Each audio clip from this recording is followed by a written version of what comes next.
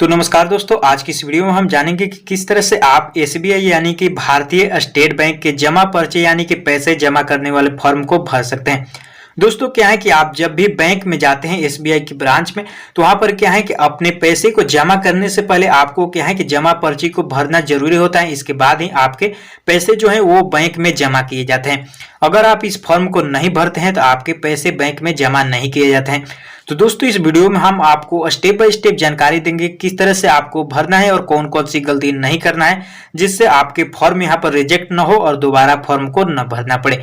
तो दोस्तों कुछ इस तरह से आपको क्या है कि स्क्रीन पर देखने के लिए जिस तरह से यहाँ पर फॉर्म मिल जाता है, इसी तरह से दोस्तों आपको एसबीआई के ब्रांच में आप जब भी जाते हैं तो कुछ इसी तरह से आपको पैसे जमा करने वाले फॉर्म देखने को मिल जाते हैं। तो दोस्तों इस वीडियो में हम इसी फॉर्म को भरकर आपको दिखाएंगे किस तरह से आपको भरना है। तो दोस्तों इस चैनल पर आप पहली बार आए हैं तो चैनल को जरूर सब्सक्राइब कर लीजिए और बेल आइकन को प्रेस करके इस वीडियो को एक लाइक जरूर कर दीजिए।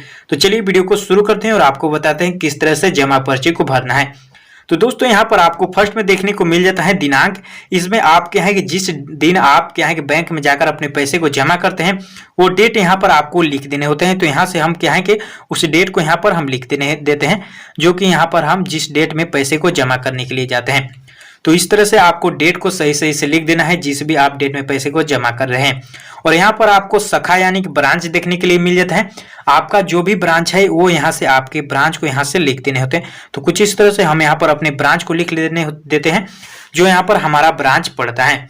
और यहाँ से ब्रांच लिखने के बाद आपको यहाँ से अपना अकाउंट नंबर को फिल कर देना होता है, जो भी आपका अकाउंट नंबर यहाँ पर हो जाता है। आपके अकाउंट यानी कि पासबुक पर आपको अपने अकाउंट नंबर देखने के लिए मिल जाता है। तो यहाँ से क्या है कि आपको अकाउंट नंबर को फिल कर लेना होता है। जब भी आप अकाउंट नंबर को फिल करें तो आपको सही सही अकाउंट नंबर को फिल करना है, जिससे क्या है कि यहाँ पर पैसे दूसरे खाते में न जाए और आपको यहाँ पर कोई भी प्रॉब्लम न हो। तो यहाँ पर आप जब भी यहाँ पर अपने अकाउंट नंबर को फिल करते हैं तो आप 2 से 3 बार यहाँ पर मिला लीजिए कि आपका अकाउंट नंबर सही है या नहीं है। यहाँ पर आपको अकाउंट नंबर को भरने के बाद यहाँ पर नीचे में आपको आपका नाम लिख देना होता है। जो भी आपके यहाँ पर जिसका भी यहाँ पर अकाउंट होगा उसी का नाम यहाँ पर लिख देना होता है। यहाँ पर उसका नाम लिखने के बाद यहाँ पर आपको नीचे में उनका मोबाइल नंबर लिख देना होता है, जो आप बैंक में यहाँ पर रजिस्टर्ड हैं या नहीं रजिस्टर्ड हैं तो दूसरा भी मोबाइल नंबर यहाँ पर क्या है कि आप लिख सकते हैं। तो यहाँ से क्या है कि हम कुछ इस तरह से एक मोबाइल नंबर को आपको दिखाने के लिए लिख देते हैं। और इतना लिखने के बाद यहाँ पर आपको राशि पूछा जाता है, कितने आप राशि यहाँ पर जमा करते हैं। तो यहाँ से क्या है कि हम 10,000 रुपये को जमा करते हैं। तो कुछ इस तरह से यहाँ पर हम 10,000 रुपये लिख देने होते हैं। और यहाँ से 10,000 कुछ इस तरह से आपको शब्दों में लिख देने होते हैं। और यहाँ पर आपको रुपए शब्दों में लिखने होते हैं। तो कुछ इस तरह से आप इंग्लिश या हिंदी में लिख सकते हैं। तो यहाँ से चलिए दोस्तों हम क्या है कि यहाँ से 10,000 रुपये यहाँ पर जमा करते हैं। तो 10,000 रुपये यहाँ पर हम हिंदी में लिख देते हैं। दोस्तों यहाँ से हम हिंदी में 10,000 रुपये मात्र यहाँ पर लिख देंगे।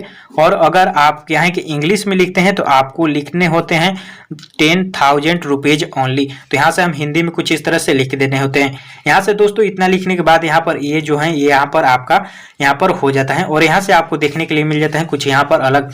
यहाँ पर दोस्तों अगर क्या है कि 50,000 से अधिक यहाँ पर आप जमा करते हैं तो यहाँ से आपको पैन नंबर को लिख देना होता है, जो भी आपके पैन नंबर हो जाते हैं। तो यहाँ से कुछ इस तरह से आपको क्या है कि पैन नंबर को लिख देने होते हैं। और पैन कार्ड को यहाँ पर आपको पैन कार्ड से अपने नंबर को देकर यहाँ से लिख देने होते हैं अगर आप 50,000 से अधिक जमा करते हैं तो। और इतना करने के बाद यहाँ पर आपको देखने के लिए मिल जाता है नगदी जमा, यानी कि यहाँ पर आपको कैश का ब्यौरा पूछा जाता है, यानी कि आपके पास 500 के नोट कितने हैं, 200 के नोट कितने हैं, 100 के नोट कितने हैं। तो यहाँ से हम 10,000 रुपये भर रहे हैं यानी कि जमा कर रहे हैं। तो यहाँ से हमारे 500 के पास कितने नोट हैं, तो यहाँ पर 16 नोट हो जाते हैं। तो यहाँ से 16 नोट यानी कि यहाँ पर हमारे 8,000 रुपये हो जाते हैं टोटल। और यहाँ पर 200 के नोट हमारे पास 10 हैं यानी कि 2,000 रुपये यहाँ पर हो जाते हैं। तो और यहाँ पर कुल इतना लिखने के बाद यहाँ पर लाइन खींचने के बाद यहाँ पर आपको कुल में 10,000 लिख देने होते हैं। कुछ इस तरह से आपको 10,000 यहाँ पर कुल में लिख देने होते हैं। और ये भी दोस्तों आपका यहाँ पर हो जाता है। और इधर दोस्तों का आपको क्या भरना है, इधर आप जो फिल किए हैं यही आपको इधर में भरना होता है, क्योंकि इतना जो छोटा वाला होता है इसको आप क्या है कि बैंक वाले इसको मोर मारकर आपके पैसे को जमा कर ये आपको दे देते हैं। और ये जो बैंक वाले हैं वो यहाँ पर रख लेते हैं। यहाँ पर आप जिस भी यहाँ पर जो भरे हैं वो सेम टू सेम यहाँ पर आपको भरने होते हैं। तो यहाँ से हम पहले डेट भर लेते हैं, जो हमने डेट को फिल किया है उस तरफ इसी तरफ भी उसी को फिल करना होता है। यहाँ पर आपको ब्रांच लिख देने होते हैं, कुछ इस तरह से ब्रांच लिख लीजिए। और यहाँ पर जो अकाउंट नंबर को फिल किए हैं उसी अकाउंट नंबर को इधर भी आपको फिल कर देने होते हैं। तो यहाँ से क्या है कि हम अपने जो अकाउंट नंबर इधर फिल किए हैं वो यहाँ पर अकाउंट नंबर को फिल कर देते हैं। दोस्तों आप जब भी क्या है कि अकाउंट नंबर को फिल कीजिए तो 2 से 3 बार आप मिला लीजिए, क्योंकि आपके अकाउंट नंबर अगर गलत होता है तो पैसे अगर दूसरे खाते में ट्रांजैक्शन हो जाते हैं तो आपको यहाँ पर भारी नुकसान उठाना पड़ सकता है। और इतना आपको अकाउंट नंबर फिल करने के बाद नीचे में आपको क्या है कि नेम को अपने लिख देने होते हैं। नेम लिखने के बाद यहाँ पर दोस्तों मोबाइल या टेलीफोन नंबर जो आप इधर लिखे होंगे वही आपको यहाँ पर लिख देने होते हैं। तो दोस्तों सेम टू सेम जो यहाँ पर इधर आप फिल किए हैं उसी को यहाँ पर फिल कर देने होते हैं। तो कुछ इस तरह से हम फिल के लिए हैं। यहाँ से आपको ईमेल आईडी लिख सकते हैं, छोड़ भी सकते हैं।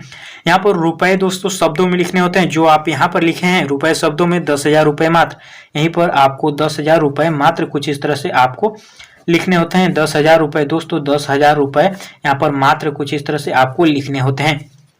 कुछ इस तरह से आपको यहाँ पर 10,000 रुपए मात्र लिख देने होते हैं। और इतना लिखने के बाद आपको क्या है कि ये फॉर्म तैयार हो जाता है और यहाँ पर क्या है कि जिसका खाता है उसका यहाँ पर सिग्नेचर कर देना होता है। यहाँ पर कुछ जिसका खाता है उसका यहाँ पर सिग्नेचर कर देना होता है। और इतना करने के बाद पीछे में आपको यहाँ पर निर्देश देखने के लिए मिल जाता है, जो कि पढ़ सकते हैं और छोड़ सकते हैं। यहाँ पर आपको 2 सिग्नेचर कर देना होता है, क्योंकि आपके लिए यहाँ पर काफ़ी ज़रूरत हो जाता है आपके खाते के लिए। आप जब भी पैसे को जमा या निकासी करते हैं तो यहाँ से आपको 2 सिग्नेचर कर देते हैं। और कुछ इस तरह से आपका फॉर्म क्या है यहाँ पर कुछ इस तरह से तैयार हो जाता है। इसको आपको अपने पासबुक में डालना है और पैसे को डालना है और आपको काउंटर पर जमा कर देना होता है, अगर आप काउंटर के पास हैं तो। अगर क्या है काउंटर पर काफ़ी भीड़ होते हैं तो पैसे को वहाँ पर आपके पासबुक में नहीं डालना है, आपको केवल इस पर्चे को आपके पासबुक डालकर आपको यहाँ पर लाइन में लगा देने होते हैं।